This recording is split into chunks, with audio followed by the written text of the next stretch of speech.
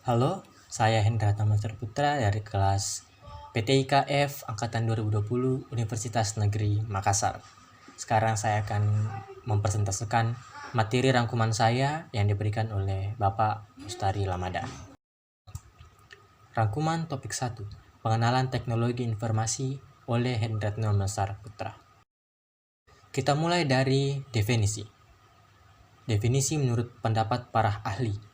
Yang pertama, menurut Alter, sistem informasi adalah kombinasi antara prosedur kerja, informasi orang, dan teknologi informasi yang diorganisasikan untuk mencapai tujuan dalam sebuah organisasi. Kemudian menurut Turban, McLean, dan Weatherby, sebuah sistem informasi mengumpulkan, memproses, menyimpan, menganalisis, dan menyebarkan informasi untuk tujuan yang lebih spesifik. Kemudian menurut Hall, sebuah sistem informasi adalah sebuah rangkaian prosedur formal di mana ada data dikelompokkan, diproses menjadi informasi, dan didistribusikan kepada pemakai. Di mana sebenarnya menurut pendapat para ahli, sistem informasi terdiri dari banyak sekali definisi yang dikemukakan oleh para ahli. Namun ini adalah beberapa contoh diantaranya. Kemudian kita lanjut ke teknologi informasi.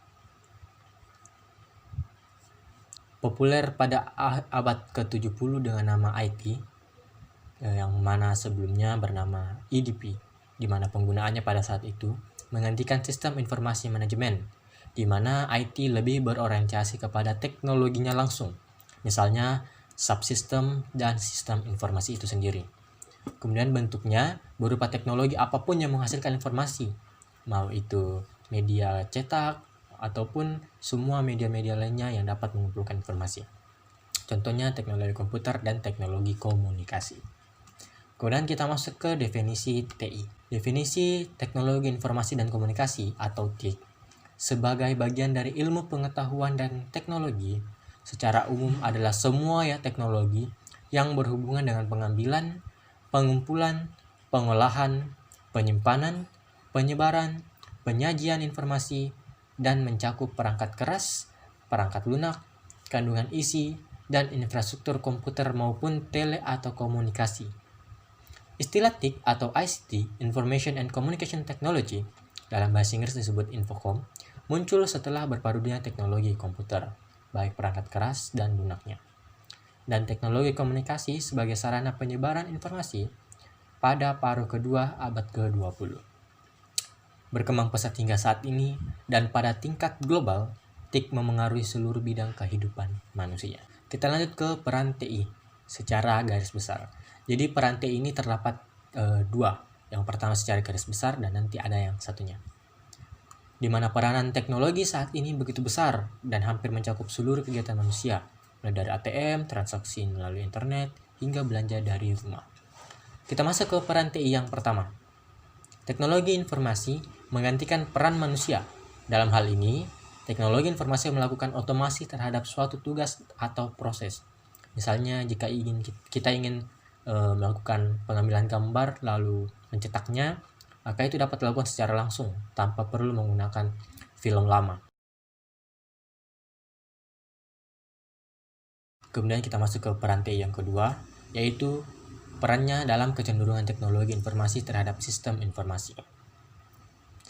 Menurut Alter, dia mengemukakan berbagai kecenderungan teknologi yang berkaitan dengan sistem informasi, yaitu pertama, meningkatkan kecepatan dan kapasitas komponen-komponen elektronik, ketersediaan informasi dalam bentuk digital semakin banyak, portabilitas peralatan-peralatan elektronik semakin meningkat, konektivitas meningkat, kemudahan pemakaian meningkat, dan yang terakhir, ketidakmampuan mengotomasikan logika masih berlanjut.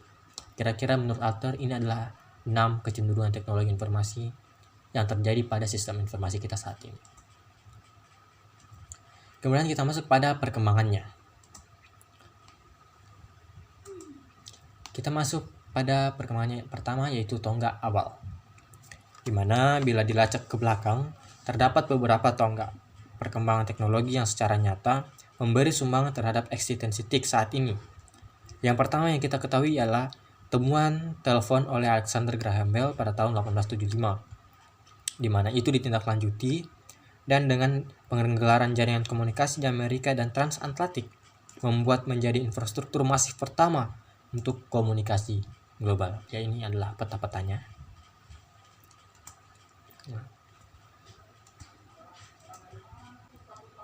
Kemudian kita masuk ke perkembangan yang ketiga, yaitu masa keemasan.